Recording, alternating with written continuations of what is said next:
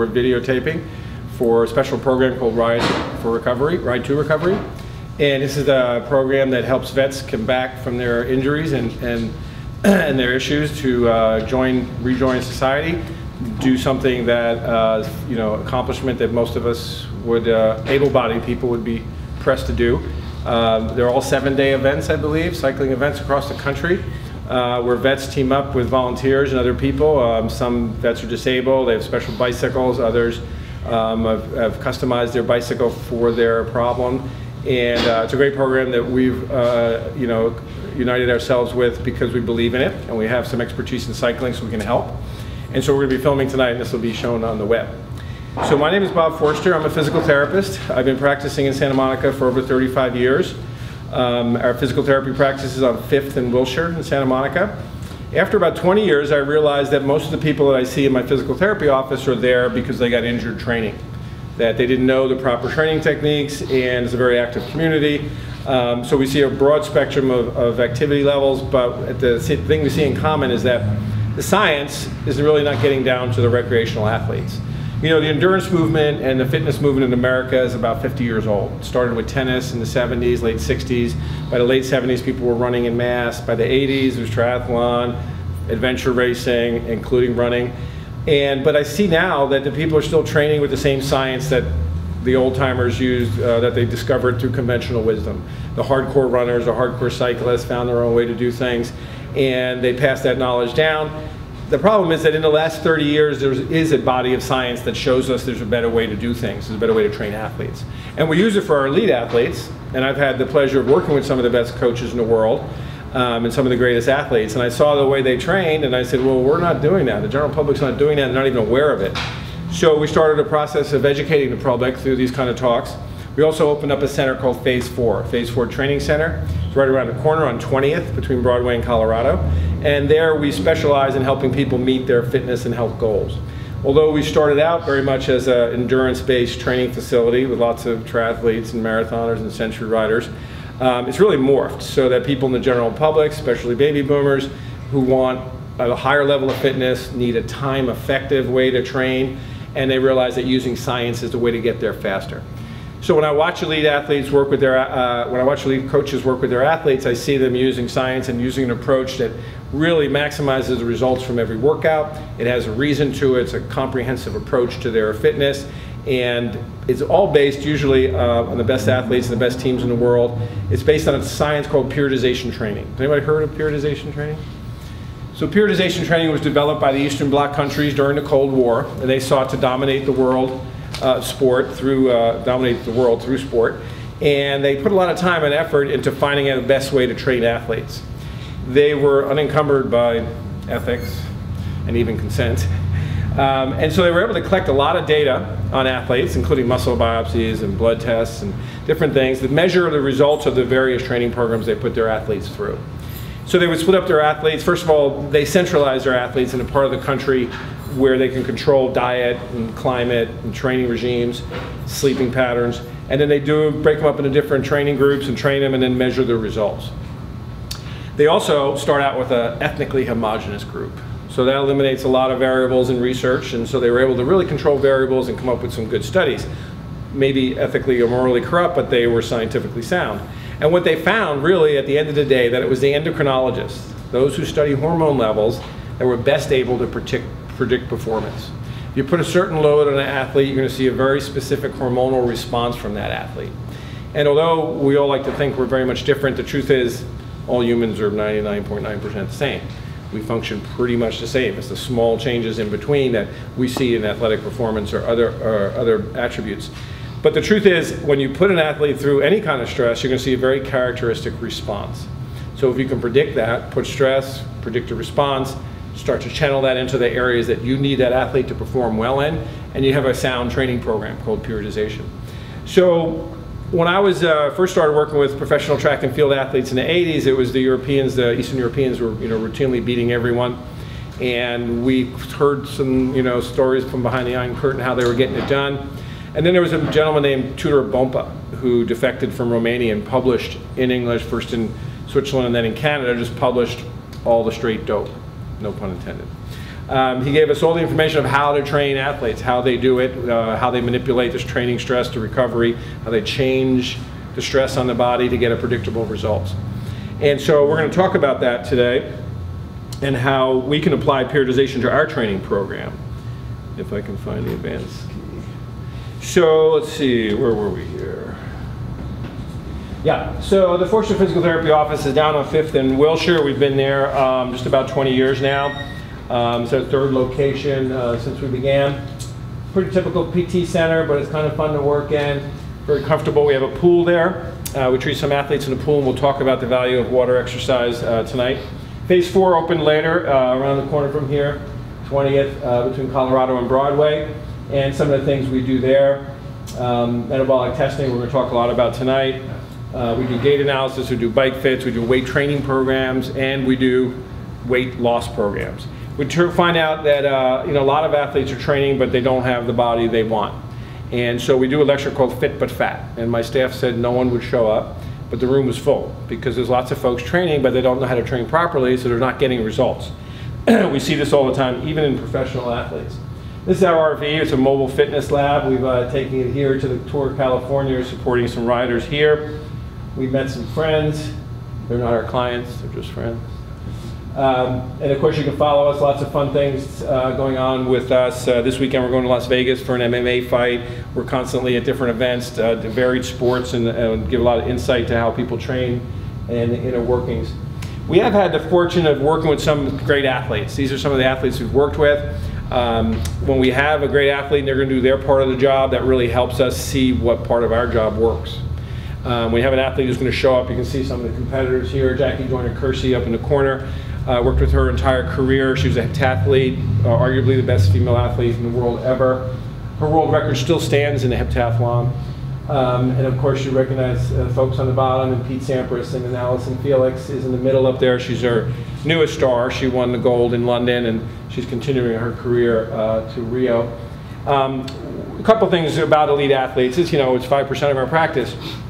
But they're finely tuned, so when we make an intervention, whether it be a physical therapy intervention or a physiological intervention at phase 4, we see results immediately.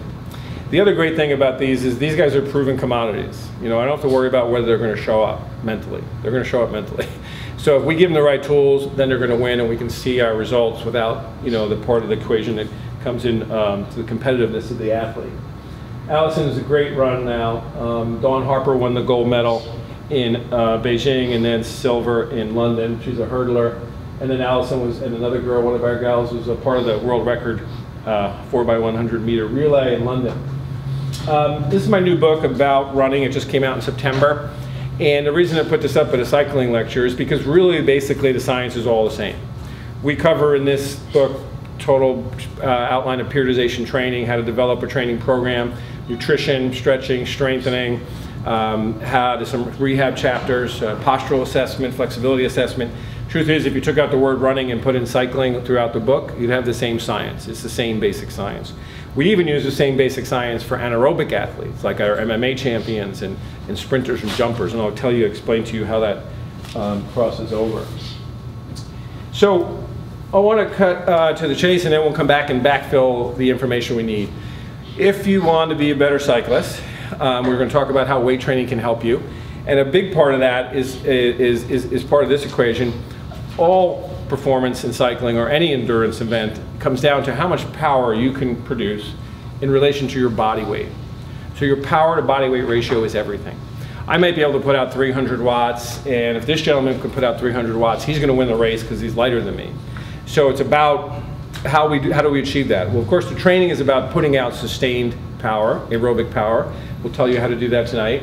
And weight training has a part in that, but also reducing your body weight. So reducing excess body fat is going to reduce your weight, which is going to increase your power to body weight ratio. So if you work at both ends of that equation, you can really get competitive. I think this covers it. So it's no secret what you need to attain, because this counts for being in small and because it counts for body weight, accounts for body weight. If you want to be a world-class athlete, you got to put out 22 watts to 30 to 23 watts. If you're a female, it's about 18. And you can see there, exceptional pro, Cat 1, Cat 2, Cat 3, moderate, fair, and untrained individual. So you're seeing just about a doubling. Whoa, sorry. We're seeing just about a doubling of the wattage, right? If you're untrained, what do you have to do to get to be world class? Just simply double your wattage. It's not as easy as it sounds. Obviously, a lot of this up here is genetic.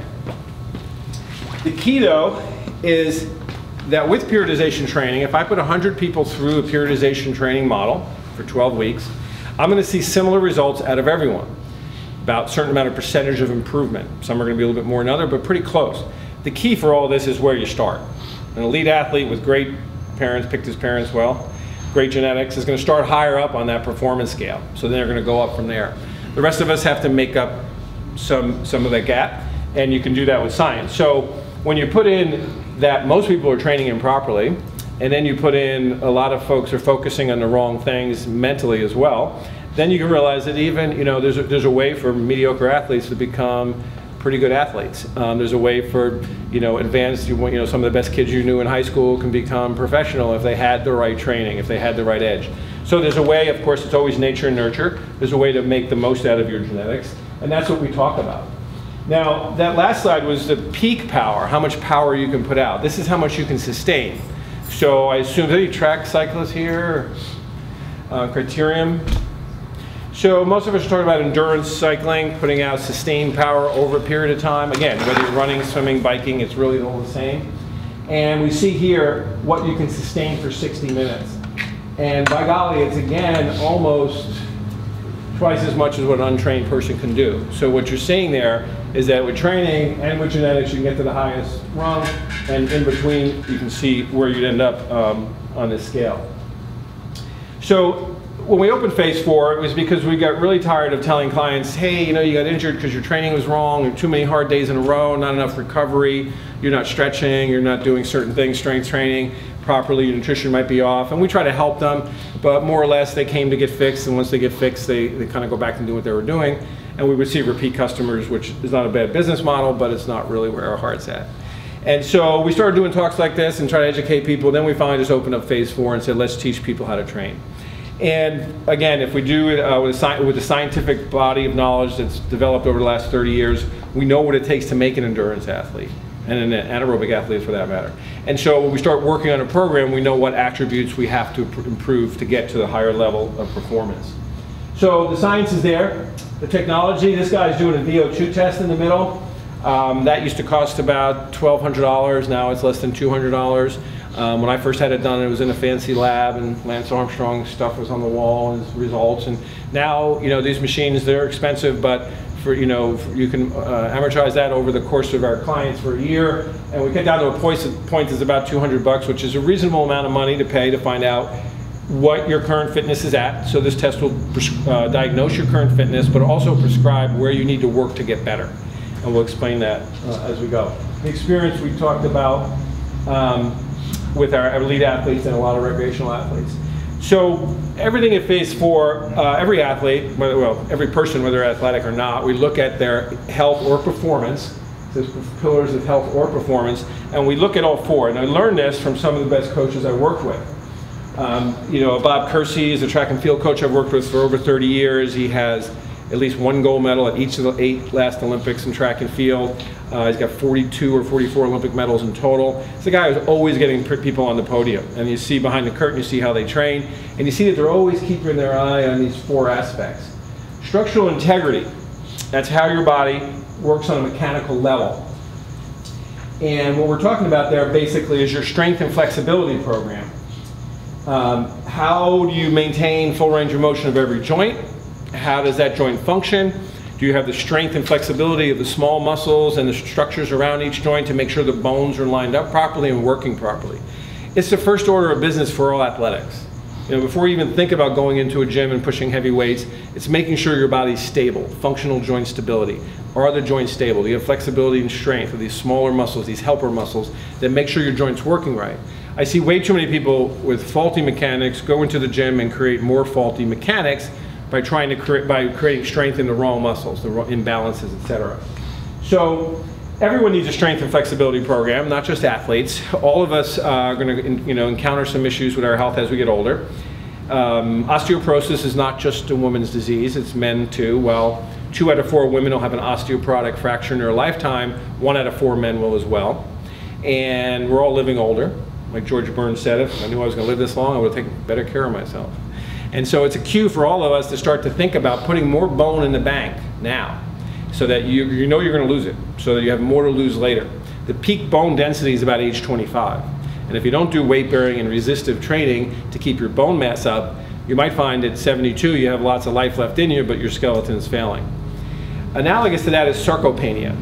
Sarcopenia is loss of muscle mass as we age. And again, it peaks at about age 25. From 25 to 50, a man loses about 1/5 of a pound of muscle per year. After age 50, you lose about 1 pound of muscle a year, because growth hormone and testosterone plummet. You start to waste muscle away. And most of the time, you know, Bill looks the same between age 50 and 60. He's wearing the same shirt and pants, but really his body composition has changed over those 10 years. Where he had a lot of muscle, he starts to lose it. That space is filled in with fat. Muscle doesn't turn to fat, but the space is filled in with fat, so you look the same size clothes. Then he realizes at 60 he's starting to get a little pot belly, he's got to start working out, but he doesn't have enough muscle on his body to burn enough calories to get the weight down. So again, we all need resistance training as we age to keep the muscle mass up. Sarcopenia, you'll hear more about that.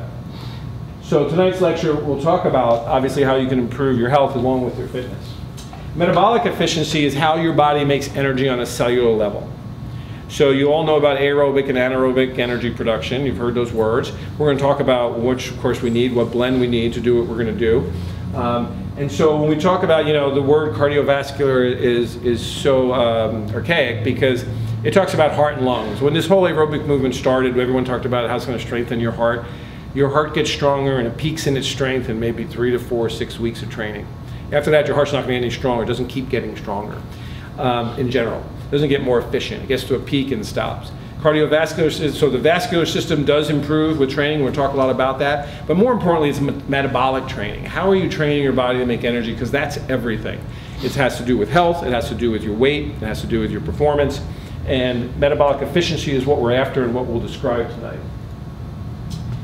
So the reason it's so important is that we have basically 2 energy sources to use. One is carbohydrate, one is fat. And we're going to talk about why we want to burn more fat and less carbohydrate and what the results are from doing that. So nutrition is a science that's in its infancy. There's a lot of information that we already have and we know to point ourselves in the right direction. There's also obviously a lot of fads, a lot of noise in the lay press. It's really disturbing for us. You know, I've been doing this for 35 years and I really haven't seen, I've seen because there is so much noise in the press, you haven't seen, you know, a concise direction where people should be going with their training. And what we see mostly is this militarization of fitness. You know, the boot camps, the P90X, the CrossFit. We don't need to train like that. I can tell you how we've seen tons of injuries in the clinic from that kind of training. My elite athletes don't train like that. To take a 40-year-old businesswoman or a 50-year-old guy and put him in a class and start doing some of this stuff is just really insane. And so we'll talk today about how you develop fitness, how you can do it without risking life and limb, literally, and how the nutrition fits into it. So how do you fuel these workouts? You know, how do you get to the point where you're taking in just enough calories to fuel your activity level and your workouts, not putting on excess weight, or if you want to lose weight, how to create a safe deficit to lose body fat and not to lose muscle.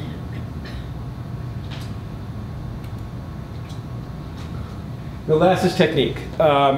Some folks are like, I don't want to win the Westwood Grand Prix, or I don't want to win the Solvang Century, I just want to ride in it.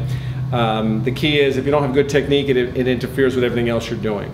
We'll talk about if you're not turning the pedals right, then you're recruiting the wrong muscle fibers, the muscle fibers that are not producing energy the way we want to make energy during an event. And so it does fit in it. You can get injuries, of course. You know people that are just mashers and pushing big gears and just using quads. You'll fatigue those muscles, you get injuries. More importantly though, how to use all your muscles, how to turn them on and turn them off quickly so that they're working what we call in a phasic fashion. Phasic fashion means you turn on a muscle, it's pushing the pedal, then the muscle shuts down. They got plenty of time to recover before it's milliseconds, but it's plenty of time to recover before you come back to the next revolution and use that same muscle group. So it's spreading the load over more muscles when you have proper technique. It's also, as you know, the higher cadence is taking the workload and chopping it into smaller more digestible chunks so that your body can deal with it aerobically and not anaerobically. Structural integrity is your strength and flexibility program. That's the point of tonight's lecture. Metabolic efficiency, of course, ties in nutrition and technique. It does follow a general rule of adaptation. And this is what governs all training. This is what periodization is based on. There was a doctor named Hans Selz who started writing, I think, in the late 1800s, early 1900s, and started talking about how the human body responds very characteristic to any kind of negative stimulus. So if you get an infection, you start to notice how it's the same migration of cells. It's a very characteristic phase of events that occur to get healing in that tissue. And then the Europeans, Eastern Europeans, extrapolated that to say, well, it's the same thing for working out. Stress an athlete in a certain way, get a very characteristic response, how to manipulate and exploit those responses to get the performance you're looking for. What it comes down to is that stress plus recovery for time equals adaptation. And too many people love the workout, not enough recovery, never get the adaptation they're looking for. So recovery is a cornerstone of periodization, and we'll talk about how that occurs. To show that in a graphic form, we look at the dotted line with the workload. The workload we put on an athlete, we actually see their performance go down. So the red line goes down when you work, you get fatigued. And this is the classic model, you know, the New Year's resolution. Someone goes to the track January 1st, and they run around the track, they're huffing and puffing, they're sore and stiff the next day, and they do this for several weeks, and all of a sudden they start to get into a good rhythm. And what they usually do is speed up and go faster, which is wrong. But they get into it and they're pretty good. By the 5th week, you know, they've lost some weight, they're feeling really good. By the 8th week, they've leaned out, they got some muscles popping out.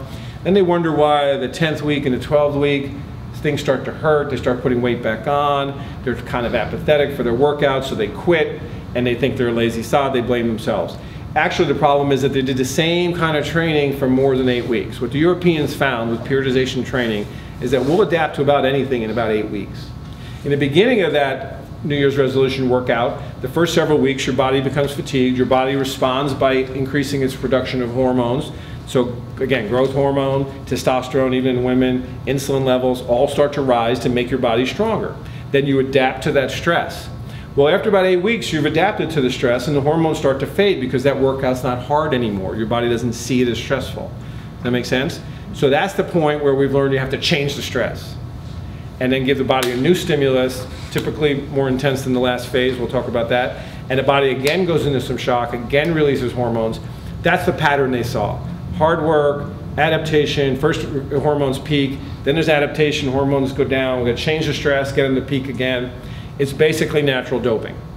Now, they just went ahead and said if it's about the hormones, let's give them some more, and then the rest of the world followed. But unfortunately, that's coming back to bite them. And what we see, of course, in a recreational athlete is no interest in doping. There's interest in using their own natural hormone and endocrinology system to get the job done and get stronger.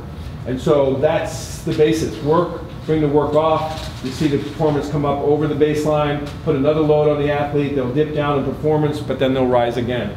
So in this way, we're getting constant improvements through the training cycle. The Europeans cared about 3 things. They want to win the world championships, win the Olympics, and set world records. They didn't have a 128-game season to play. They didn't have, the kind of leagues and stuff, and for the most part for the sports we're talking about, they want to show up, make sure they're ready to go, and peak. So periodization, not only is it a natural way to keep your fitness fresh all year round, year after year, it's also a way to make sure you're peaked when it counts. And that's what we specialize in. It fits together like a puzzle. Those of you who've been on this road before, you realize, you solve your nutrition problem one year and your muscle cramping problem the next year. And typically I meet people, it takes about 4 years to get into a consistent groove where they're performing the same pretty much all year round, year in, year out. When they do it with science, we see people get there a lot quicker because they don't have to make all the mistakes. We've already learned those lessons.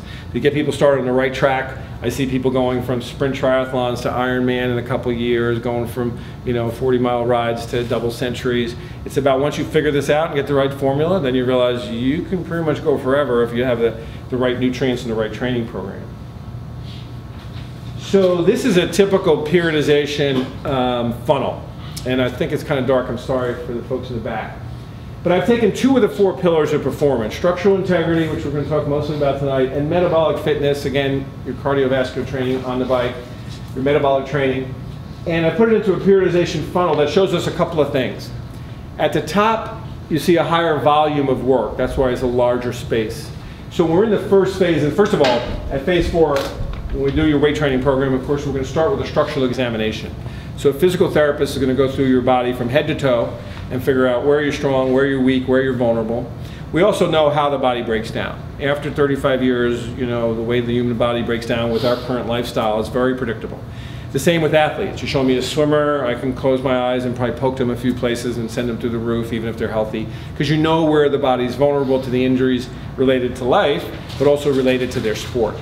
And so when we physical therapists create a training program, it has a built-in bias to shore up the vulnerabilities of the human body, because we see them every day in the clinic.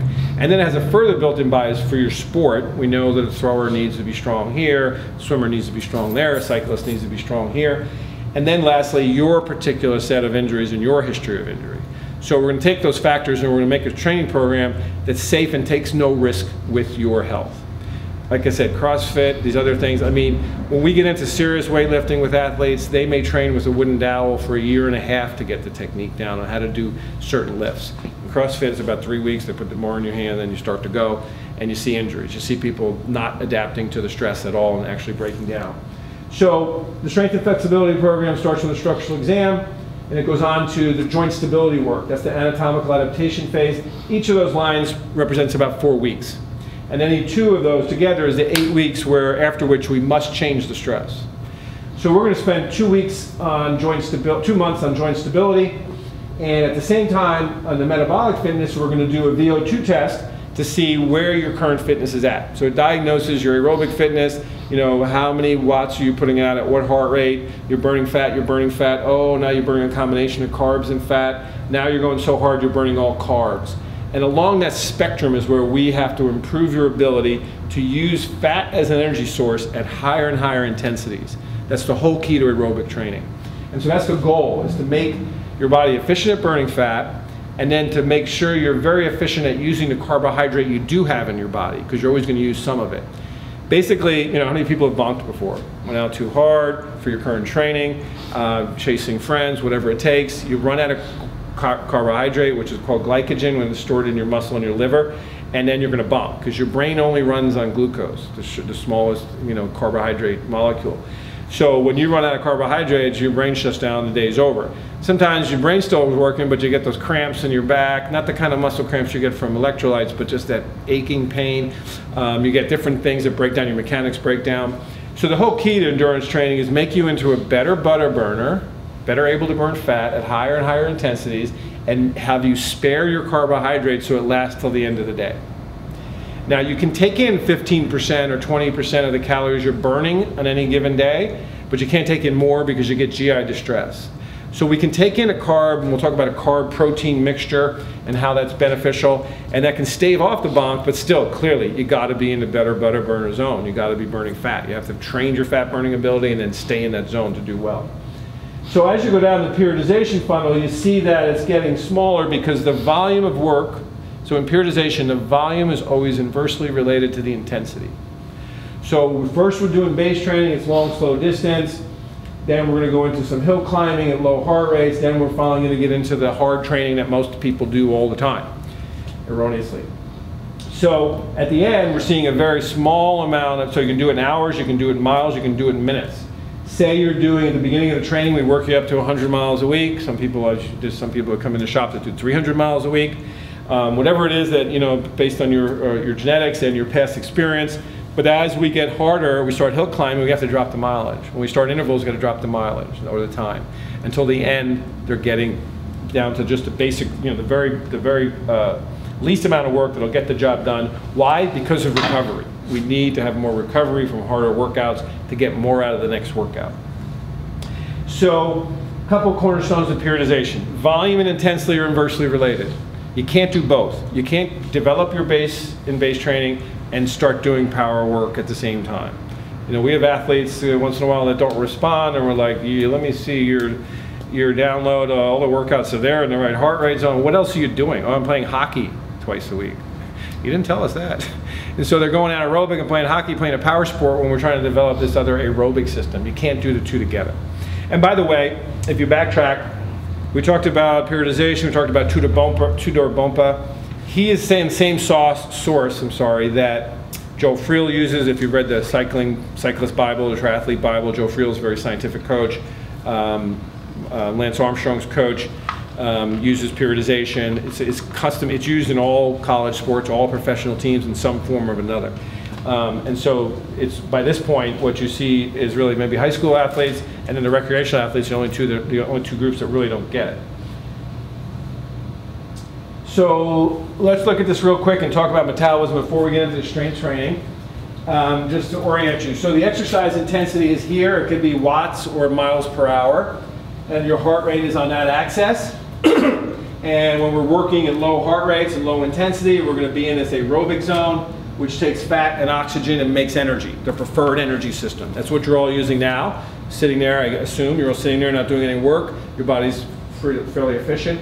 Now, if we had 12 wind trainers here, we all got on our bike and we started going harder, and every 4 minutes we increased your intensity, then we tracked either the VO2 test is tracking how much oxygen you're taking in and utilizing and how much carbon dioxide you're putting out, and in that ratio we can tell what food source you're burning.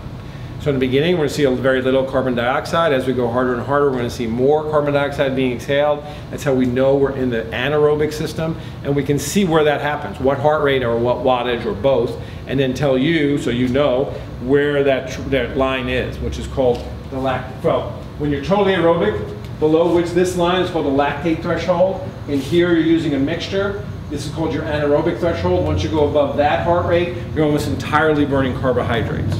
So we want to burn as much fat as we can. And this actually is my story. So I wrestled in college and high school, and 12, 15 years of wrestling, totally anaerobic. When I wrestled in college, it was three-minute periods. And so the athletes then and now the coaches thought you have to train anaerobically for an anaerobic sport, right? There's no sense doing. They do some road work beginning of the year, but most of the time it's hard all the time, and for more than 8 weeks in a row. And it just leads to burnout overtraining. So then I decided, obviously I can't keep wrestling. I switched to cycling sometime after college. And I was a decent cyclist for 15 years, never got any thinner, never got any better. At age 40, I decided to do a race in Costa Rica called La Ruta de los Conquistadores. And it was a 3-day, at that point, now it's back to a 3-day. It's a 3-day race across the isthmus of Costa Rica. It's a wonderful race. It's like an expedition. You're pretty much, you got to be expecting anything. And so I was a decent rider. I went out and got my VO2 test at that fancy lab. It's paid $1,200. And he told me my anaerobic threshold was at a heart rate of 155. So he's telling me that above that, excuse me, I'm almost entirely anaerobic. So I knew enough about base training. This was 16 years ago. So I knew enough about base training to know that I'm going to do my base training at 10 beats below my anaerobic threshold. I'm going to do 8 weeks. I'm going to ride up and down the coast. Before that, I was strictly a mountain biker, but there's too many hills here to get base, right? So I had to go out and get a road bike, and went back up and down the coast at 145. Did fine, and then started climbing in the canyons, did all my big mountain bike rides. Went to Costa Rica, and about the first day is 100 miles with about 10,000 feet of climbing in the jungle. And it's hot at some points, it's freezing at other points, it's muddy, it's a real workout. But mile 87, I was delirious. I was seeing monkeys. No, there was monkeys in the trees, I swear. I was really delirious on the trail. I had roughly 12 or 13 miles to go. My friend is the race director. He comes up in his motorcycle and says, you gotta get in the van, the sweeper's coming. It's too dangerous for you to be out here. I'm like, well, I can finish. I was delirious. Got in the van, totally defeated. Next day I was so beat up. By the time I got to the first rest station, there was no one there. There was a couple of banana peels, a couple of paper cups on the floor. I'm like, this is not working very well. Actually hitchhiked back to the hotel with my bike. Third day, we got up early. We left the village early to see, because we haven't seen the leaders all weekend. We don't even know what they look like. And so we decided we'd get out early, we'll sit in a little village, drink that great Costa Rican coffee, and watch these guys come through. And these little ticos, as the Costa Ricans like to call themselves, literally black cotton shirt, black pants, 2 power bars taped to his top tube, and 2 bottles of water. I had a backpack with more powders, gels, goos, a spare rotor for my disc brakes. I had spokes in there for my tires, my wheels.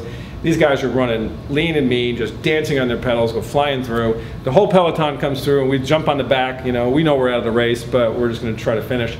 And we finished that day, and so we were encouraged to go back. So I come home, I'm like, what did I do wrong?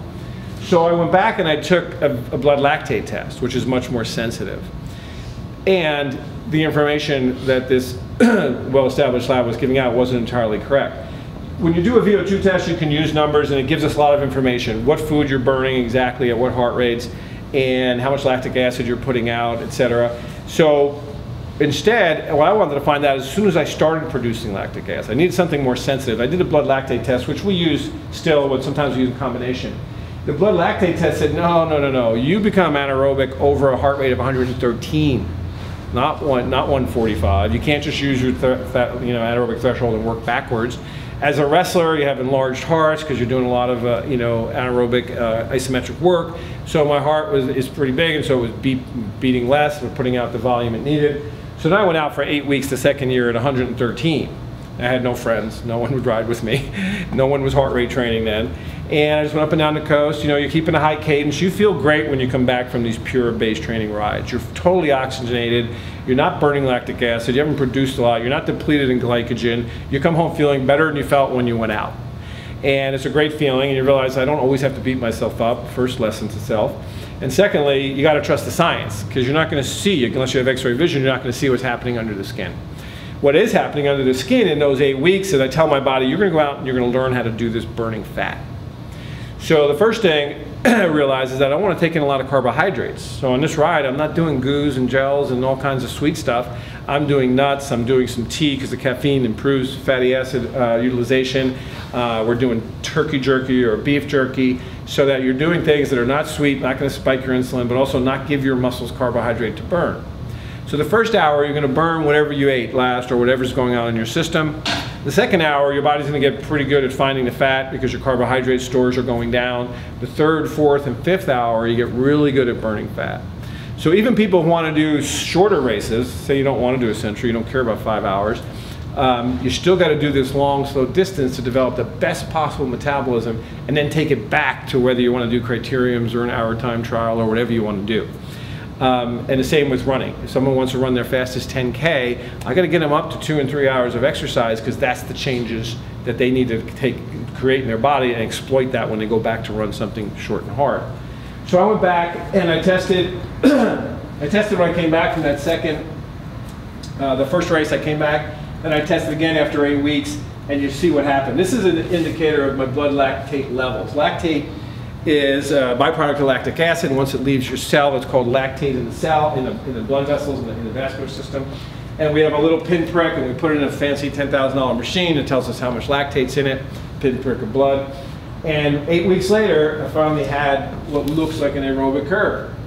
Now, Chris Carmichael, Lance's make-believe coach, who is a good coach and has a great training program, you know, he talks about how people don't ever really get the most out of their workouts because they're always going too hard and they're always fatigued, so they can never really do a truly hard workout. They're never going easy enough to recover. And he talks about, you know, training at this lactate threshold, which everyone does. You'll see that on the group rides around town all year round. It's going hard as they can, the yo-yo ride. I wonder if they're training for winter nationals, what exactly they're doing. But they're not getting the aerobic, they're not getting the benefit out of these workouts. So if we stay low, and Chris Carmichael talks about it, and so does Joe Friel, that the day you're done doing your base training, you maybe get 2 to 4% fitter, maybe. But to do your base training, you can get 12 to 14% fitter. And that's exactly what my numbers showed. 8 weeks at 113 or lower, I come back and test, no hills, nothing fancy.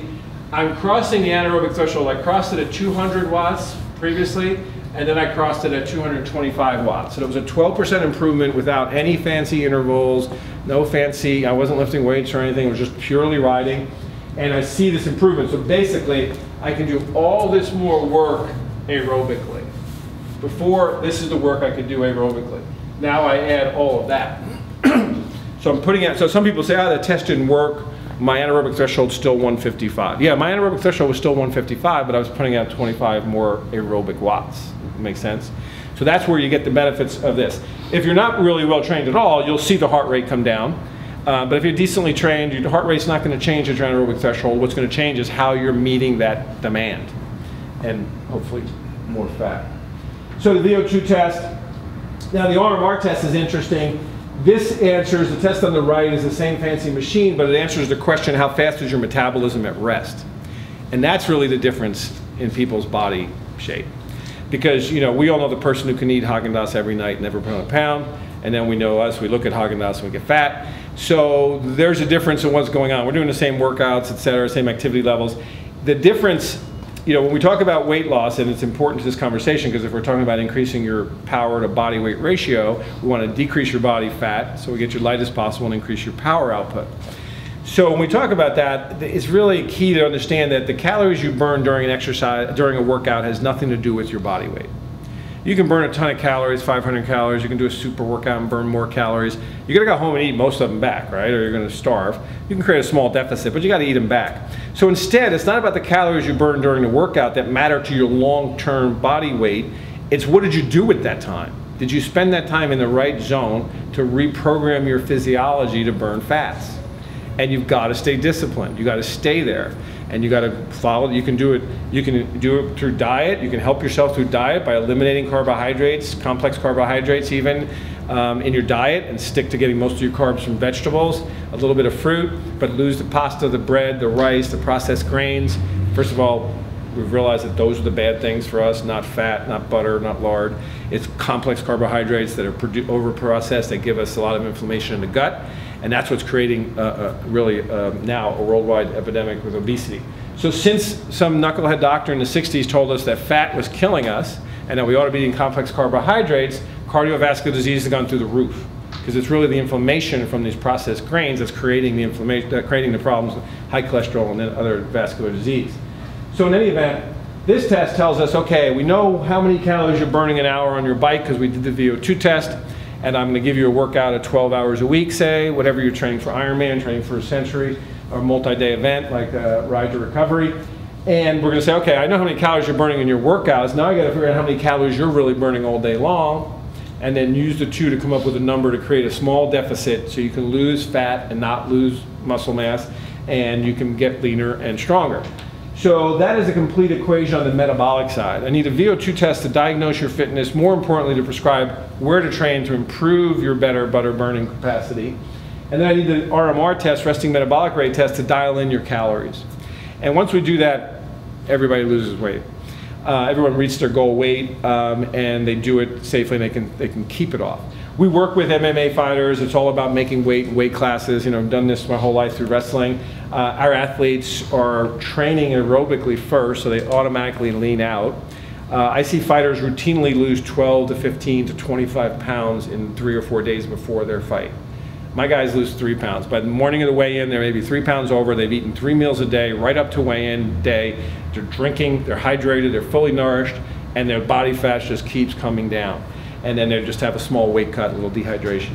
So it works for anaerobic sports, it works for aerobic sports, it works for the general public. It's science, it's a reliable you know, a program to follow because you get the same results all the time. One interesting subset, we get some patients who do all the workouts and we see their printouts and they're doing the workouts, they show us their downloaded heart rate, but they're still not losing weight. And then we realized, and this was about 8 years ago, if we start taking the wheat out of their diet, even though it's the same number of calories, the right number of calories, we're going to replace it with vegetables, calories from vegetables, and get their carbohydrates there. But take out the processed wheat and the grains, and we see people drop weight. It gets back to this whole new science that it's grains that are killing us. So I would advise you to pick up a book, Good Calories, Bad Calories, written by a physician, and he does an exhausting research to try to find any research to show that fat's killing us. Fat's not killing us. The complication also came up because people have, the reason you have high cholesterol is in response to some inflammation in your body. And it's usually in your gut from eating these processed grains. And so we'll see people with 300 cholesterol, but they're naturally genetically producing, cholesterol is natural. Some people just overproduce it, but if they don't have any inflammation, they don't plaque out on the side of their arteries. So if we eliminate, in the subgroup, we eliminated the grains, we saw them lose a bunch of water weight, they get rid of the bloat, and they start to hit their weight goals. So keeping that in mind, we'd love to help you with that if weight loss is your goal. And again, to improve your power to body weight ratio is pretty good science that's very reliable. So at the end of the day, you get these training zones from your metabolic testing. It tells us how to train. And here's an important another note. If you're going to train only twice, if you're going to test only twice, and of course we have discounts today in the back of the handout, you test at the beginning of the year to figure out what is your base training heart rate. And every year, even our pro athletes, they come back and they test and they start all over in their base training. You can't, maintain your fitness throughout the whole year at the same workouts as we described. So coming back to base training, we'll retest them, see where they're at. After a couple of years, they tend to be really close to what they were before because they're pretty efficient. And then the next time, then you go through all your workouts, the next time it's really smart to test is right before the event.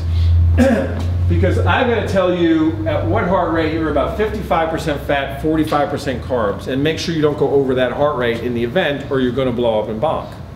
So this is called the crossover concept. 90% at rests. If you're fit, you're burning 90% carbohydrate, 90% fat as you're sitting there, 10% carbs. As you start working out, of course, we're going to see the fat utilization go down because there's not as much oxygen available. So if we go harder and harder, you see intensity here, there's less oxygen available, so you can't use that fat burning system. You're going to switch over to the anaerobic system, carbohydrate. So that's coming up. And where it crosses here, right before it crosses, I'm going to tell this guy that you better stay at about 230 watts and no more. We train people for the Everest Challenge. We've done the Transalp Challenge 4 times as a group. We've done 8 stages of Tour de France, whatever. And so I've seen lots of athletes go through this program, small variations on how they respond. But that's the next most important test, to say, hey, you got to stay at this heart rate. Now, with altitude and dehydration, there's something called cardiac drift, where your heart rate goes up naturally over the course of a 5 or 6 or 8 hour day. And then we're going to allow for that. And when we still know you're in your fat burning zone, we just know there's less dehydrated, so there's less circulating fluids.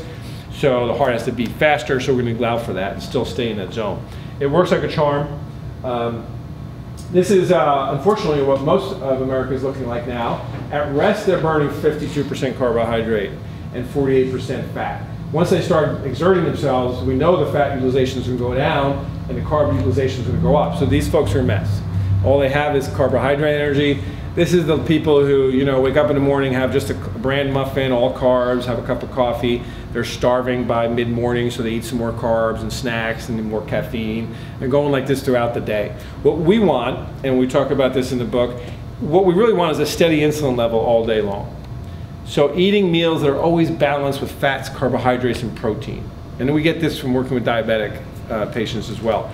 If you just eat a carb, your insulin, your pancreas releases insulin, it spikes, it takes all the sugar out of your blood, so your blood sugar plummets. You have that low blood sugar, now you want to eat more carbs. What we want is to always match a protein with a carb. That's always going to change, and a fat. That's going to change the glycemic index of that meal. Glycemic index is how sweet is that meal? How much is it going to stimulate an insulin response? So some people think, in the middle of the day I'll have a bran muffin. That's the worst thing you can do.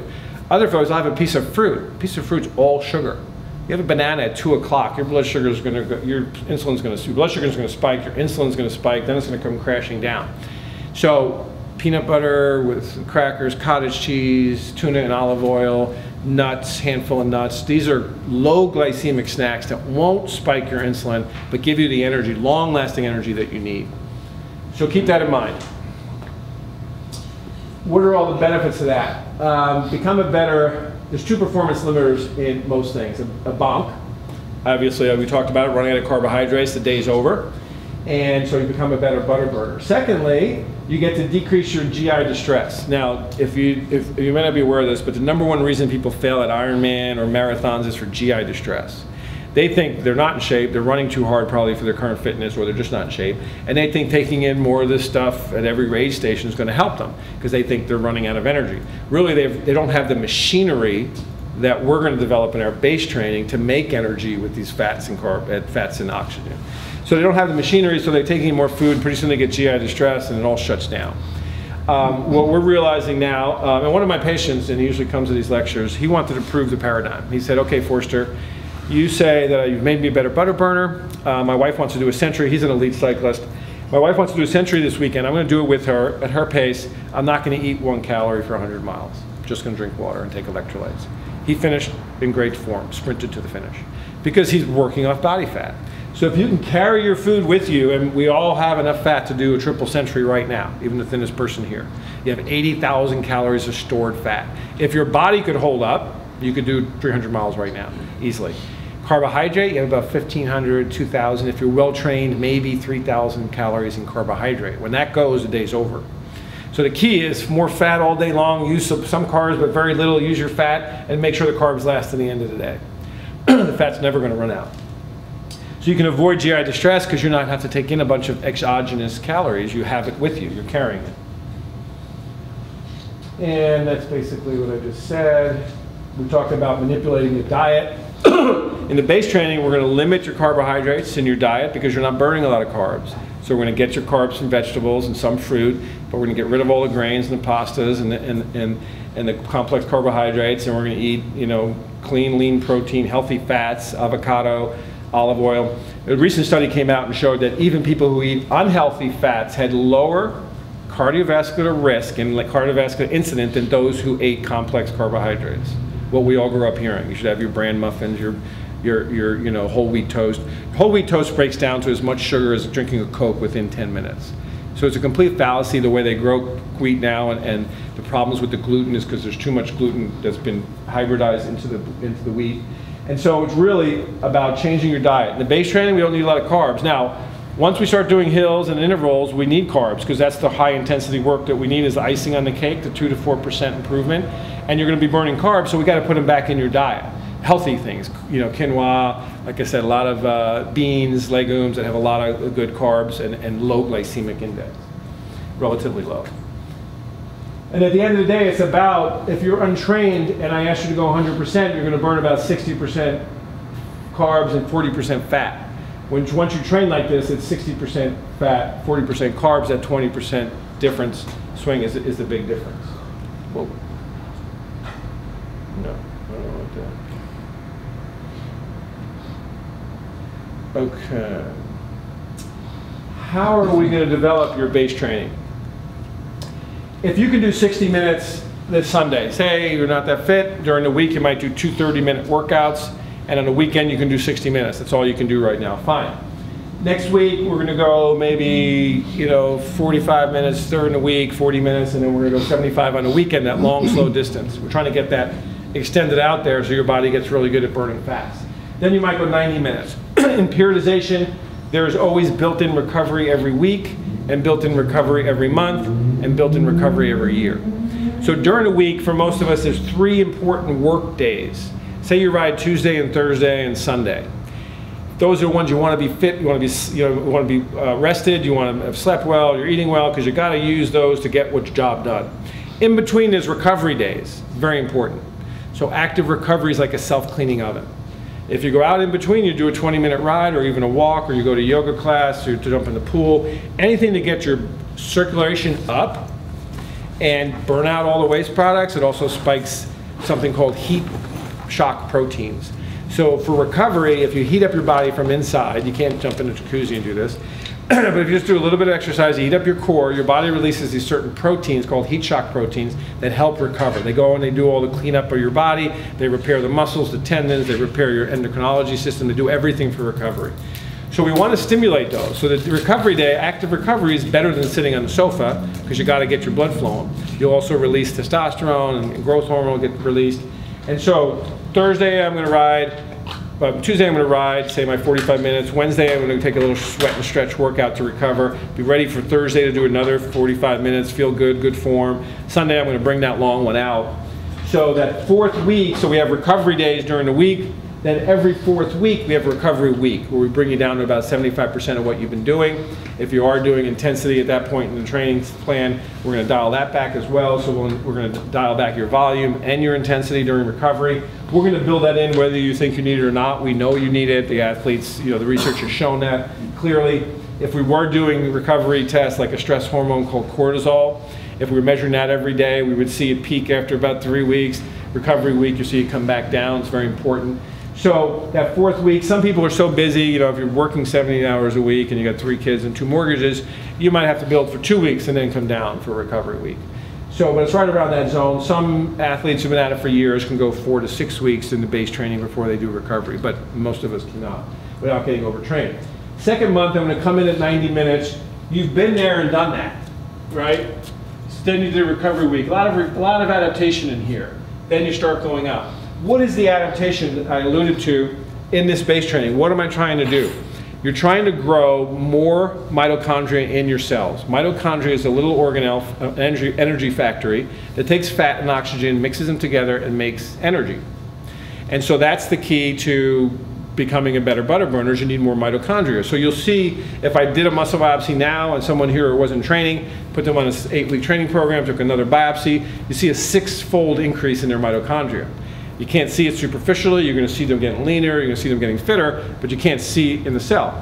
How am I going to get the fat and oxygen to my muscle cells? If I'm becoming a better butter burner and burning more fat, I need more capillaries, the smallest blood vessel, the only blood vessel where anything actually transfers from the cells to the circulatory system. So these very porous, permeable capillaries, they look like spider veins. Just to give you a visual, not veins, they're arteries. But it looks like that, and we need those to grow into the muscle, closer to every working muscle fiber, so they can bring in oxygen and fat and take away waste products. So the capillarization is going to increase 6 to 10 times. Your mitochondrial density is going to increase. Those are the changes we're looking for on a metabolic basis. So you got your base training, you got this adaptation that's going on at the cellular level. This is how the periodization looks over the course of months and how you can peak twice or 3 times during a year, but you can't do it on a steady increase. You got to go up and down, up and down. You got to bring a peak. During the peak, you can do, it's proven science, you can do 2/3 as much volume. You can reduce your volume by 2/3 and still have the same performance once you get to peak. That's another place people make mistakes. They get to peak fitness, and every week they're still doing 100 miles on the coast and they're still hammering. You're already there. If you're racing every weekend, you don't need to do a lot during a week. You're already there. You're going to hold your peak by dialing back your volume. So weight training. The important thing was to fill in the backdrop about how you can metabolically improve your power to body weight ratio by reducing your body fat and becoming more aerobically efficient. So you can make energy, sustained aerobic power for long periods of time. Functional joint stability is the beginning of the strength training program, as I alluded to earlier. If your joint doesn't have full range of motion, the mechanics of the joint are altered in the range of motion you have. So cyclists might say, look, I'm only going like this with my hip. It's only going through about 30, 40, 50 degrees of motion. Why do I have to have 120 and why do I have to have 20 degrees backwards if I'm not going to use it on a bicycle? Well, that's the common problem. If you don't use it, then the joint's just working in a small area all the time. See, joints don't hinge. They roll and spin in the socket. For your hip joint, for instance, is like this, and it moves like this. Now, if you have limited motion, it doesn't have all that accessory motion. That's how people wear out joints. They get a contracture of the joint, it's too tight because they don't stretch it. And you know, everyone, you know, they walk like this at Pete's. It's not, everyone thinks it's because they're in cleats. It's not. It's because their hip flexors have been shortened for 4 hours on the bike. And their hip flexor is going to pull your back here and then make you walk like this until you stretch them out. So there's a lot of noise out there about stretching, especially now. Who's heard that you shouldn't stretch, you should just do a dynamic warm-up? You know, you've heard that. Two separate issues. No one, the studies are totally flawed. They took a bunch of sprinters and they had one group static stretch, get in the blocks and run. They took the other group and they had them do dynamic warm-up and they ran. And the people with static stretch were slower. Well, no one does a static stretch and gets right into the blocks and runs. They did weight training as well. The reason we do stretching is to keep the range of motion of your joints. If you don't stretch your joints, they will tighten over time, even if you don't ride a bicycle. They're just going to tighten. So you have to maintain the full range of motion. That's the biggest reason why we stretch. The mechanics of your sport has to be maintained. For life, we just have to maintain those healthy joints. How many people have heard that you shouldn't stretch cold? And I agree, when you're dead, you shouldn't stretch. Shy of death, you're never cold. Look, ballerinas don't go in the room and run around and break a sweat. They go in the room, they put out their cigarette, and they put their leg right up on the bar and they start stretching. I'm kidding, I love dancers. And they start stretching cold. It's body temperature. Your body stretches just fine. You can't afford, bicycle's a little bit easier on the body, but you can't afford to run that first lap and warm up. Everything tightens up. Now I'm going to stop and start stretching it. So if you're doing the right stretching, you can get a lot of results when your body's at regular body temperature. So first order of business, functional joint stability. This is something you should have all year round. So you recommend stretching before a ride? And after, everyone. Because I've been reading the last reports the last few years of that they actually weaken muscles if you stretch. That's what I'm saying. Okay, what they're talking about is when you stretch a muscle, you stimulate something called a Golgi tendon organ in the muscle and these fusicelli sensories in the muscle. When you stretch it, right afterwards, they're inhibited. So your muscle doesn't want to contract as hard. but no one just stretches it and jumps on the bike and goes out for a sprint, right? You're gonna go warm up, you're gonna reset all those. So you stretch it, you know, if you don't overstretch, you just get a nice good stretch, you go on your bike, you start warming up, you know, if you're gonna do a hardcore ride, you know, you might even do some bursts. You've already reset all that. All that's gone. And so, but you stretch to make sure your hip flexors have got full range of motion. Muscles don't contract unless they have their full length. They contract best at their full length. So there's so many reasons why we need to stretch. So yes, it's before and after every ride. If you don't have time to stretch, and we can teach you to do it in 6 minutes. Especially in the upper body, and bicycling, we have to do a few upper body stretches, but not much. It's mostly about here, you can buzz right through it. Now those are quick releases we do before and after your workout. 5-second, 10-second hold, you can do 1 or 2 reps and just keep moving. If I want to increase, they're not going to increase your flexibility. They will chronically over time, but they're mostly about getting your muscles, you get up from bed, you know your muscles are tight, your hip flexors are tight, you get out of your desk, you want to just return them to their normal resting length that you have now before your workout, so your mechanics are not, you know, corrupted and you don't get strains and what have you. Now, if I tell you, or if a doctor or a physical therapist evaluates you and say you have tight hamstrings, then at night you're going to stretch and you're going to hold it longer. So I might just, you know, hold in a light stretch for 30 seconds, a minute. I might do it for 5 minutes, watching TV or reading. That's going to increase your flexibility. So at night, the foam roller helps with recovery, helps break up adhesions, but helps lengthen the muscle, and your stretching is a little bit longer, slower, more deliberate. So before and after your workout, it's a quick release. At night, it doesn't have to be every night, but it's good if it is. You're doing a longer stretch. I'm always stretching in front of the TV. I've had a lifelong argument in my house about no coffee table because that's my stretching spot. I can't have a coffee table. So I'm guaranteed, I've worked with some of the best athletes in the world. I've never met an athlete reach their highest genetic potential without a great flexibility program. Okay, so joint stability is the first order of business.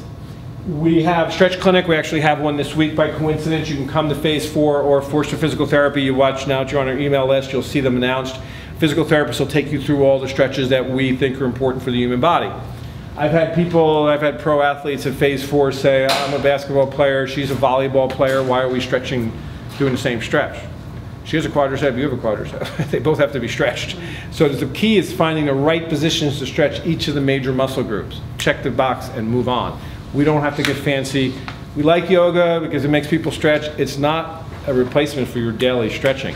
Doing yoga and saying, if I say to people, you do stretching, I go to yoga twice a week, that's like saying, I go to the dentist every 6 months. I don't brush in between. It just doesn't work. You got to do your part on a daily basis. Most of us spend more time on our teeth than we do the rest of our body. If you stretch and use the foam roller every day, you're going to be a better athlete. So we show you the proper stretching, hitting all the right muscles in safe positions that work well. You can buzz right through them, be done. We don't have to do all of these for cycling, but most of them. There's also some really bad ways to strengthen, but let's finish the talk about how the rest of the strengthening goes. So, once we've developed joint stability, I've worked the small muscles. So along with all that stretching, I'm using small weights to isolate the small muscles around the joint. Talking about 2 or 3 pound weights, isolating muscles that are 3 or 4 finger widths wide, and just isolate very specific positions, light weights, get those muscles that we know are weak on everyone, and see whatever injury you're bringing to the table, and get all that straight. Again, we have, you know, pro athletes. Elton Brand is an NBA player. He's 8'2" or something, and he's in there 275 pounds with a 5 pound weight. Now he can't go to gold and do that, right? They'll just laugh him out of the place. But at Phase 4, he's over there with the little gal who's running cross country, and she's doing 2 pounds. He's doing 5 pounds. It's all good. We're talking about small muscles. These workouts are high volume because we're hitting all these little muscles, but they're low intensity. So with your base training, they're very much coordinated. Your base training on the bike, your light weights in the gym, you're all good. Once you've developed that joint stability over 8 weeks, now we're going to push heavier weights. So to answer your question, we're going to keep that joint stability all year. And the truth is, you're going to get your bigger strength gains during the off season. You're not going to be, not in the middle of your season, we're going to do some maintenance. But to really get stronger, it's when your downtime is. Are you a competitive cyclist? No. Yeah. So whenever it is that you come back down and develop your base, you're going to recheck all your joint stability, then you're going to push some heavier weights when you do your slow hill climbs, this whole sequential training in your periodization. And now we got you, now you've done the weights that we all grew up with, the big muscles, right? The leg press, the ham curl, the lat pull. There's lots of caveats in the gym. We don't need to be doing heavy bench pressing, blowing out shoulders right and left. We never do dips. There's so many bad core exercises. I could spend the whole night talking about the dumb core exercises that are out there. My point is we do these safe, really safe stuff like this with weights on, strengthening the body on diagonals. It seems very simple, the lady on the top. If I put an ankle weight, even without weights, if we all lay down and do this, you'd feel it. If I'm working this arm and this leg at the same time, the core has to stabilize. So we're doing diagonal work, very light weights, isolating very specific muscles. On the top one, we're working the transverse abdominis. The six-pack muscle is useless. Well, it's good for a date. And it's good to get in the magazine, but it's made to contort your body. So divers, wrestlers, gymnasts need rectus abdominis. The rest of us need transverse abdominis. That's the muscle that holds your core stable. It's down here, your center of gravity is in your pelvis, it's basically the front of your pelvis. When you make this, put your hand on your back and on your tummy and make this noise when we go psst, psst, real sharp. Psst, psst, psst. You feel the back and the front contracts? You can do 400 sit. I have people come in and say I do 400 crunches a night. I put them in a certain position. I can break them with 2 fingers. They don't have core strength. They're strengthening the wrong muscle in the wrong way. The transverse abdominis has to work isometrically. When you at your pedals, you know, going up and down, your legs on your pedals, they should be like 2 pistons off a real stable base. So it's transverse abdominis, not the rectus abdominis. This is how you recruit it. You do it on diagonals. You never build up to more than 5 pounds. Maybe Elton Brand or one of my other giant professional athletes might do 8. But even my MMA fighters, 5 pounds, even the heavyweights, or even people up to 180 or so. Once you build a core by working this muscle, this one again, really smart, first I'm working diagonal. So it's this arm and this leg. So my back muscles are working and stabilizing. I'm working all the stabilizers in my shoulder, which is an inherent weakness in the human body. I'm working the glute. If I have her do a ham curl in this position, then she's really working the hamstring at top and bottom. It looks really simple. My 7-year-olds can do it, my 70-year-olds do it, and my world champions do the same workout. They don't need to be on a ball doing a press and a curl unless they're training for Cirque du Soleil. It doesn't need to be in P90X. You don't need to be doing CrossFit to get a strong core. My MMA fighters do just this. And you know, I can't think of anything tougher on the body than an MMA fight. So it's about taking no risks. It's not necessary. The fitness industry, you know, they just make a big deal out of everything. It's like it's pretty simple to get the work done and do it safely. This is just an example of how we're working the hip flexors. I might do a sit-up because people bug me to do them, but if I do it, I'm going to hold it isometrically because, again, that's how your core should work. My core should be isometrically holding while I pick up this bag. My core should be isometrically holding and stabilizing my pelvis when I'm moving my legs like 2 pistons. So again, real simple stuff, gets the job done, and we've progressed from doing the top ones, working the hip flexor, for instance, then we come and do it, we come and do it with rubber bands, then we're going to do it standing up, so there's a progression. First you're lying down, the next, for 4 weeks we're doing everything lying down, the next 4 weeks we're standing up and doing with cables. Now there's a lot of work on the stationary leg, stabilizing, and a lot of work on the active leg. After these 8 weeks of these exercises, you feel rock solid. Look, I wrestled my whole life, I wrestled D1, highest level of training. I never had core stability until I started doing this stuff. Now I feel like what it feels like when I get out of a chair, that I'm actually lifting my core, my center of gravity is actually moving. So it's a simple approach that works best. There's the gal doing the ham curl. This is a key muscle in the human body, the gluteus medius and minimus. People love to work. Everyone thinks that, hip abduction is important because it stabilizes when you're down. Using the rubber tubing here and walking like this is not strengthening the right muscle. You've probably seen it in every gym in America now, right? Everyone thinks that's the road to nirvana. As soon as I bring that leg forward, more than a couple inches, I'm using a different muscle. So I could test you here, and I've tested even the MMA fighters. When they're a few inches forward, I can sit on their leg and they can pick me up. When I put them right dead center neutral, I can push them down with 2 fingers. Think of all these other muscles doing this substitution. And that's why you really can't, everything's functional now in strength training, but not until you have every joint working right. Once you stand up, if you already have an imbalance, you're just going to perpetuate the imbalance. I need to deconstruct the athlete, strengthen each joint, the important muscles of every joint, and then bring it back together for functional movement. Everyone's trying to do it from functional movement first. It doesn't make sense, but that's been the big fad. So we do this like a couple of years ago, if I went to a conference and said, this is called an open kinetic chain exercise. If I showed someone this, they'd boo me out of the place because everything had to be functional, foot on the floor. It doesn't work that way. We're isolating muscles, we're getting more sophisticated, we're doing things that are safe, all of this is safe. My patients with disc injuries, my grandmas can do this, my pro athletes do it, it works for everybody. Then we're going to move on to the heavy weights we talked about. So then we're going to go to the leg press. We're going to work the big muscles. Now, if you have that functional joint stability all year, and for a few weeks in the early season we're pushing some heavier weights, we have to dial back your riding. This is an age-old argument that happens between every strength and conditioning coach and every coach in America. Coach wants more time on the bike, the strength and conditioning coach wants more time in the gym. MMA, the same thing. We're a strength and conditioning outfit for MMA fighters, but not in the 8 weeks of training camp. We're just do the conditioning. You're not going to do a whole lot of strengthening in the 8 weeks of training camp. You need to come into training camp with metabolic efficiency that we're talking about, joint stability, and already be strong. Then I can turn it into power in the 8 weeks, but I can't do all that in 8 weeks. So to answer your question, yes, it's about getting used to adapting to it, giving it its due in the early season. So you ride less, you sleep more, you stretch more, you use a foam roller. Now you're adapted. Everything's about your ability to do work.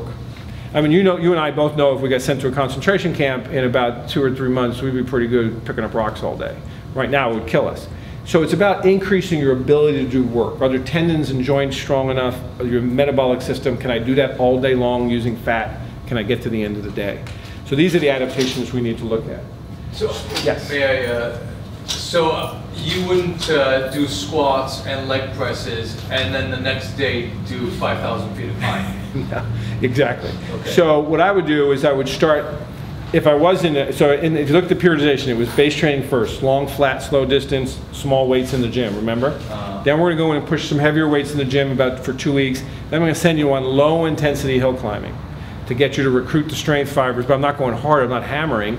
I'm going like Mandeville's perfect. It's like a little steep, a little flat kind of climb. I can put it in a gear harder, and I'm gonna push it, and I'm gonna feel it in my legs, not my lungs. Don't go do this tomorrow, you will blow up your knees. But if you've done 8 weeks of joint preparation, you can do this middle phase, this last phase of base training. And that is to recruit the fast twitch strength fibers to work aerobically. That's the slow heart rate hill climbing.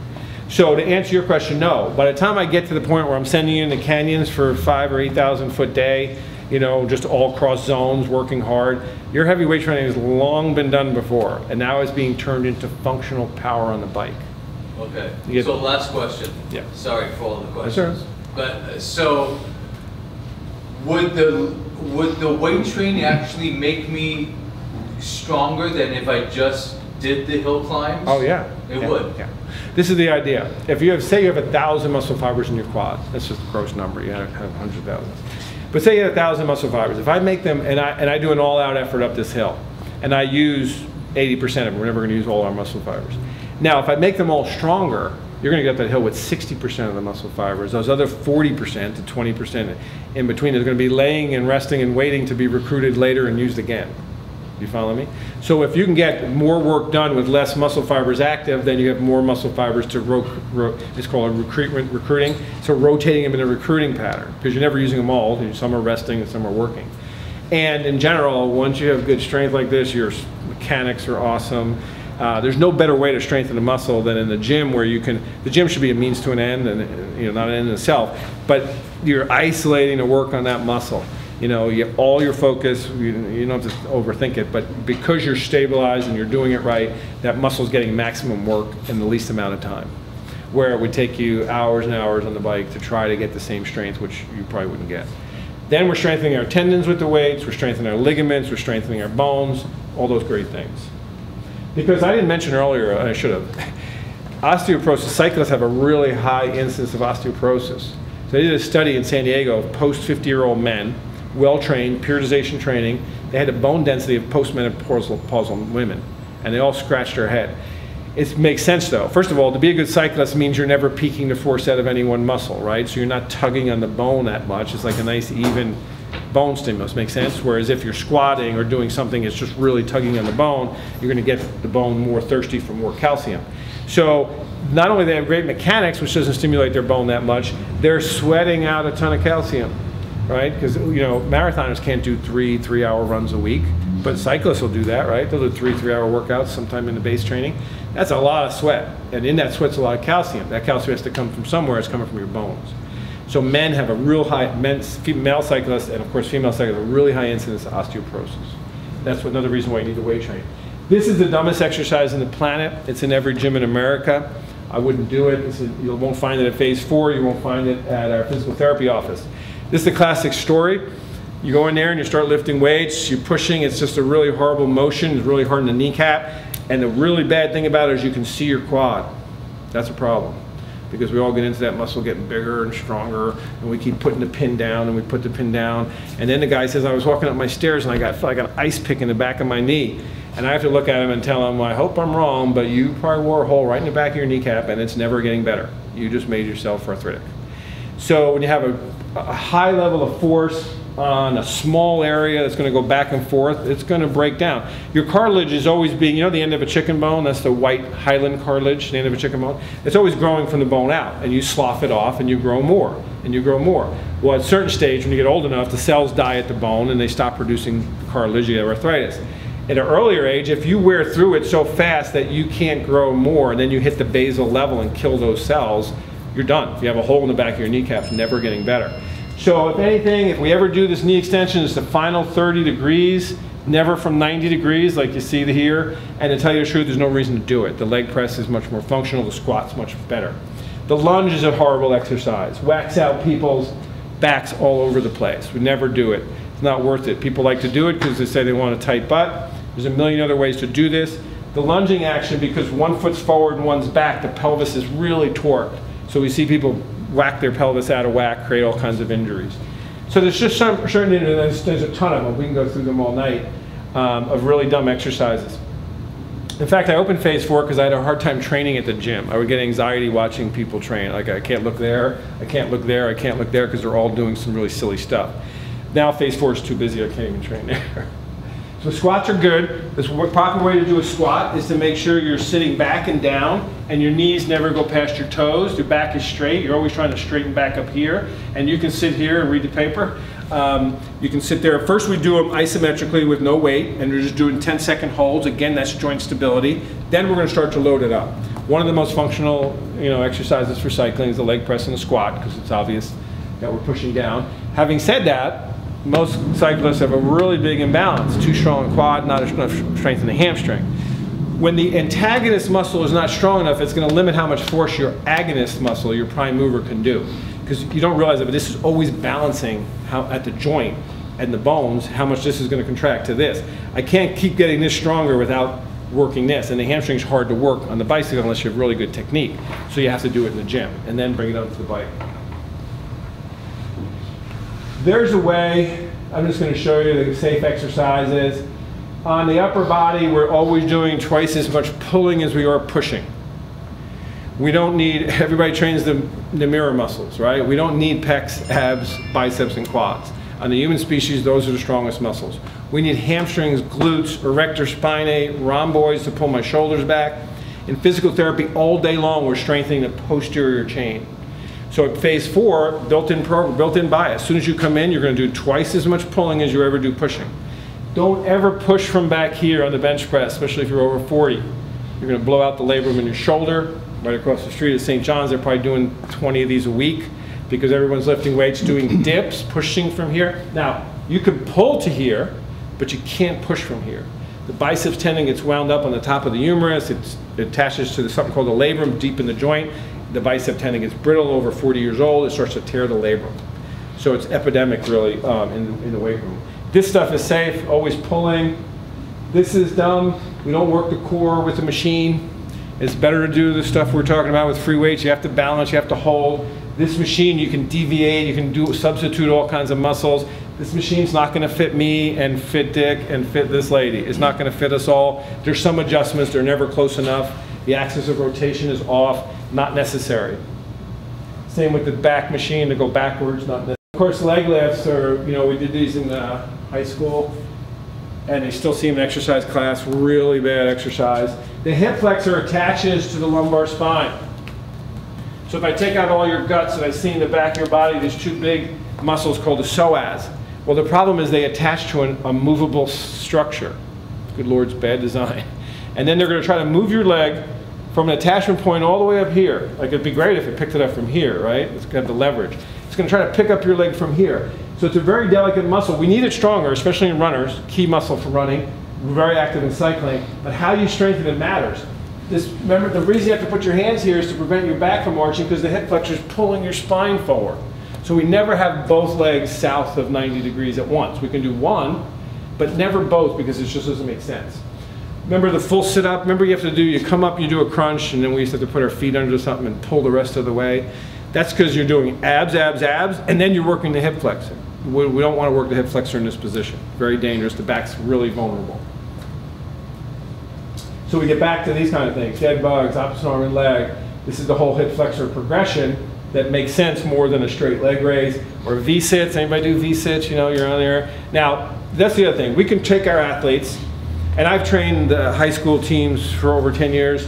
So I've seen kids do this. I've seen all our clients, tens of thousands of clients go through these programs. And I can take them and they can do all the tricks that these other folks use for strengthening, but they're too tough on the body. So we go there, they can do V-sits, they can do all the little tricks that these folks do. Well, I would never do them as a training technique because they're too hard on the body. There's no reason to take any chances. So we prove that in a safe and effective way, we can get the same strength and the same abilities. Bench press, as I said, don't ever push from back here. You should stop where your arm becomes in the same plane as your body, so not to here. If you push from here, you're going to maybe get away with it. A fly is probably even safer. I'm going to come down to here and come back to here. Cables behind me, they're the cable cross, is probably the safest way to do the pecs. You know, you can move your arms, find the sweet spot. Those of us over 40 in the room know what I'm talking about. You got to find that little spot that still works and work around it. It's much safer. So push-ups. If you can do 20 push-ups, that's great. More than 20, what are you training really? You're training endurance maybe. You know, 20 is strength, that's fine. 10 or 20. After that, you're blowing up your shoulders. So I get so many people blow out their shoulder. I do 400 push-ups a night. We say, why? Then the guy who made the perfect push-up machine was the perfect revenue generator for our practice, because not only are you doing push-ups, but you know that thing where you hold the handles? You're going below the grit level and pushing from there, you're blowing up labrums. Much easier to do flies. This is the cable crosses we were talking about. We never pull down behind the head. You know, why get your shoulders back there and your neck back there? You know, we ask the trainer, what are you working? The lats. Well, why can't you work them here with the same benefits and eliminate the danger? So again, we're going here instead of back here. We don't press from back here either. Safer, like what are you doing in this press? What is even a military press in the front? What are we working? Deltoids. Most people cheat and lean back and work their pecs. I can work the deltoids safely from here to here. As soon as you bring your arm over your head, your shoulder's in a world of trouble.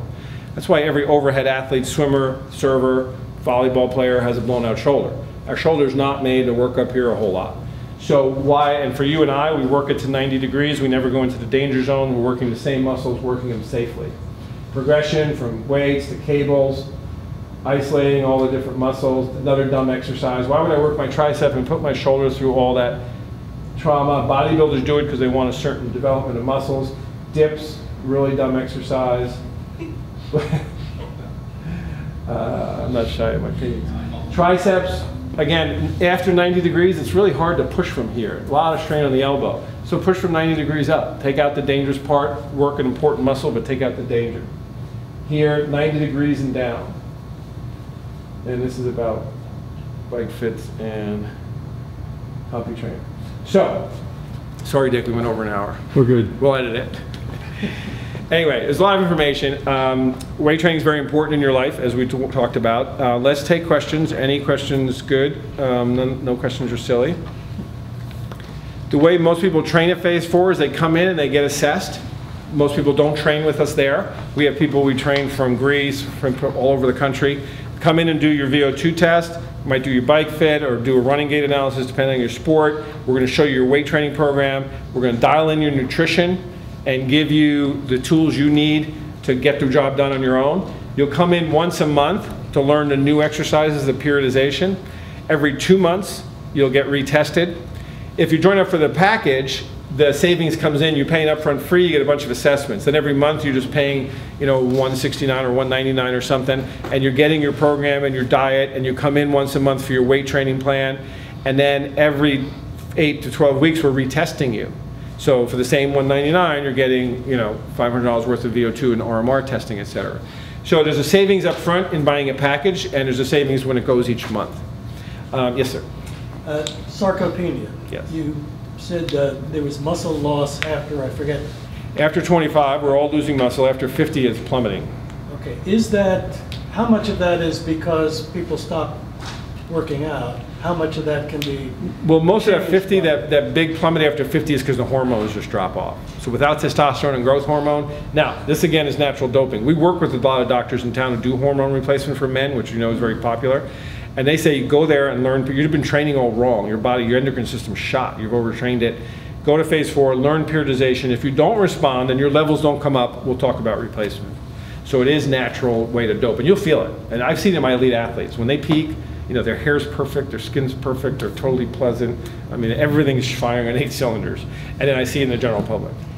How do I tell without, you know, testing that I'm losing body muscle mass? Well, you could do a simple test. We do a lean body mass test. So we do a body, you know, it tells us your body fat and how much lean muscle mass you have. Over time, we can see if you're losing. We also can put it on a table and see a general man your age and your activity. But the point is, we all need to train it.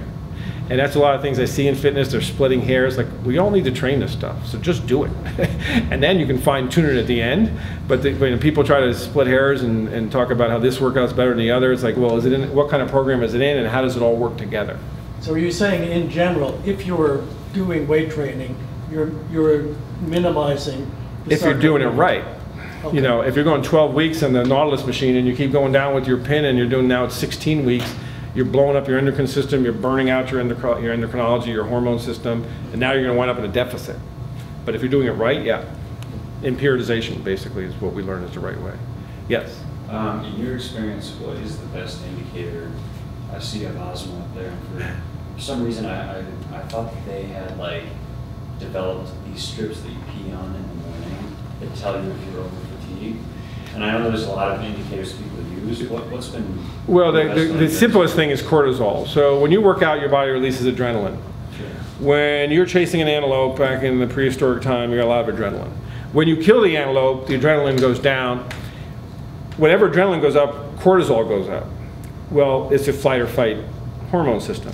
But we usually have a release. What happens to us is, you know, you get up, you get off your bike, you're jumping in the shower, you grab your bagel, you're in the car, your adrenaline's flying, then you get pissed off at traffic, then you get pissed off at your wife, then you come home and get, you know, angry at the dog. There's never the release. So we get people with more and more adrenaline, that's our crazy lives, more and more cortisol. Cortisol tells your body to store fat in water. So I get people, young people, healthy, 30 years old, 20 years old, and they have pitting edema in their ankles from their overtraining. That's how much cortisol is in their body. I get fighters who can never make weight because they're so overtrained, their body's holding on to every calorie and every drop of water they get because they have too much cortisol. So recovery, that active recovery in between your hard days, stretching, foam rolling, icing, massage, vitamin C, all reduce your cortisol levels. So you want to work hard, you're going to have adrenaline, you're going to have cortisol, then you want to get that cortisol down. What's foam rolling? I'm sorry. When you use a foam roller, you're flattening your muscles, so you see those things in the gym, and you lay on them and you roll up and down. It's been the biggest adjunct to training since stretching was invented. Huge. So I fired my massage therapist. I just do it myself every day. I also do that before and after, before every ride. I stretch before and after, and I always use a foam roller, and I have a much better ride. So you take a foam roller? No, you're actually laying on it. There are sticks and foam rollers. We're actually going, we're just starting a new partnership with a company called Addiday to make more sophisticated foam rollers and sticks that really work the muscle. Not only flushing out waste products, but working body work, working the connective tissue.